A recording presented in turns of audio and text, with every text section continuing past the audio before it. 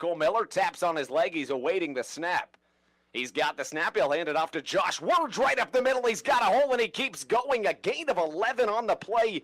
Wurge really picked it up last week, and he keeps it going here in Central. That's a big transfer for Buena Vista. A hometown guy from Storm Lake, came back from Northwestern, has stepped right in, and it seems he's a great fit here at Buena Vista. I was talking to Josh Wurge the other day. He said they were very excited for this game, and they feel very good going into it. Miller awaiting the snap. This is a Buena Vista team that typically runs fast tempo. They did not do so last week. Play action. Now Miller right up the middle. He's got a hole, and he's brought down by Carter Turbala right around the 48-yard line of the Central Dutch. Counted as a gain of 1 on the play. Make that 2, sets up a 2nd and 8. Yeah, I'm not sure if that was a design quarterback draw or what. It looked like he took 1 step back and then took off right away. Maybe he saw his first read, went for it, and then saw a gap and took 2 yards. I agree. It would look like a design play action pass. Instead, he just goes right up the hole. 13:52 left in the first quarter. We've got a 0-0 ball game here at Ron and Joyce Shimmons Stadium.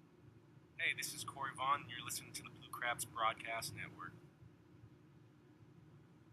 Welcome back inside the Blue Crabs Broadcast Network. We head into the bottom of the 5th with the Blue Crabs trailing by a score of 5-3 at the hands of the Lancaster Barnstormers. Anderson's final warm-up pitch was well outside of the glove of his catcher, Ryan Castile. We've seen that twice in this ballgame, once from the starter for the Blue Crabs, Brett Marshall. After he did just that, he had a very erratic inning. Not following the trend is the pitcher, John Anderson, as he crosses with strike 1 to Teodoro Martinez. The 0-1 to Martinez misses at his feet, or so it appeared. It makes the count 0-2 as a ball catches high and inside. We see some storm clouds brewing in the distance. A couple of lightning strikes may call this game to a delay shortly. Teo drills one back up the middle, fielding on a couple of hops as Bortnick, in a nice play, will retire the leadoff batter, Teodoro Martinez, for out number 1. That brings up the second hitter in the Blue Crabs lineup, Edwin Garcia. Garcia 0 for 2 on the day with a strikeout and a ground out to the second baseman. First at bat came in the first inning, second came in the third, and fittingly enough, the third will come in the 5th. Garcia had 351 over his last 5 games as the team's MVP of last season. Will dig in for the first pitch from Anderson. Anderson, a long look into Castile. He's got his sign, and now the lefty rocks and fires. This one drilled over to the right side. If it stays fair, it should be extra bases, and it does stay fair. That ball drops in the alley, and Garcia rounds second base. He's heading towards third. It could be a dive-in slide. Here he comes, feet first, and the second Blue Crabs triple of the evening comes off the bat of the shortstop, Edwin Garcia, for a 1-out triple, putting a runner 90 feet away from making this a 1-run ballgame for your Blue Crabs. I'd like to read through all the NBA new faces in new places. Carmelo Anthony, he goes to the Rockets. Personally, I don't like the move for Houston. They had to get rid of a lot of the depth that made them contend, and likely, if Chris Paul doesn't go out, beat the Warriors. Now they get rid of it for a washed-up Carmelo Anthony. Carmelo Anthony came out last night saying reserve role because he came off the bench. He says reserve role was quote-unquote challenging. He put up 9 points on 10 field goal attempts. Not an impressive game. Not an impressive game at all. I don't like Melo in Houston. I don't like Melo in general. I think Melo's played 4 years past when he should have. I mean, I think if he adjusted to what he should be, that'd be one thing. But he's not. He still thinks he's Carmelo Anthony of the old. Yeah, he still thinks he's the Carmelo Anthony of the Denver Nuggets, and he's just not. I mean, he hasn't been for a long time, and it's just it should be time for Melo to call a career. I think he joined the Rockets with one last hope of winning a title. If he doesn't, I look for Melo to hang him up after this year. I do too.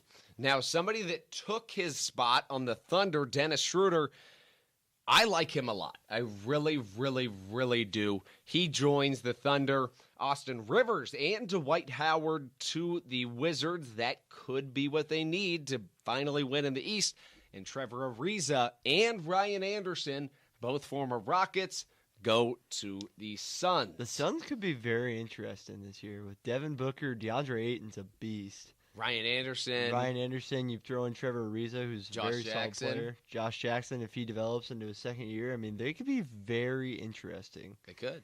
So I'm interested in the Suns for the first time in like 10 years. So ever since Steve Nash left. So I mean, I'm interested in the Suns. I will say that because I think it's with DeAndre Ayton and Devin Booker, there's something to be excited about in Phoenix. And Devin Booker put up 19 points in the fourth quarter last night.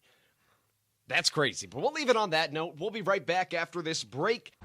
Brian Dempsey here with us, our player of the game here for the DC Grays Broadcast Network. Brian came into today's game tied for the best batting average in the past 7 days in all the Cal Ripken. Followed it up today with a 3-for-7 day in our doubleheader with a home run and 3 RBIs. Talk about your day for us. Yeah, it was great. It was good to get 2 wins. That's obviously most important, and I think we're kind of hitting the ball well right now. We're pretty hot, and we're all having kind of fun out here playing.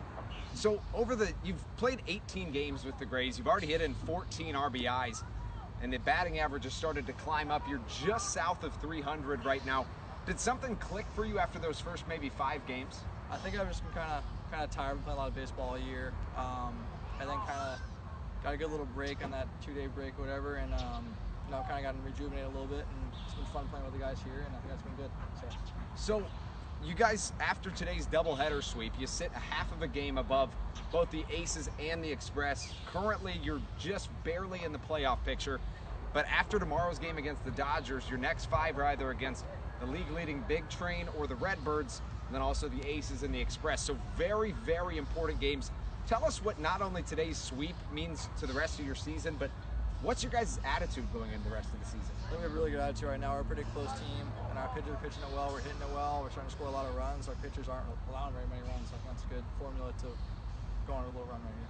Seems like everything is clicking of late for the DC Grays. Brian Dempsey, a major part of that. He's our player of the game today. He had a home run and he went 3-for-7, a major part of the DC Grays doubleheader sweep against the Loudoun River Dogs.